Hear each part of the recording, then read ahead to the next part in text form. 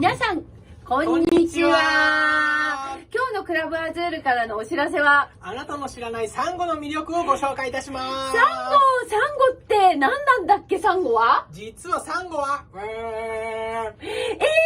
ってそういうことなの？答えは？ウェビナーでお待ちしてます。サンゴの植樹、植え付けあるよ。ではお待ちしてます。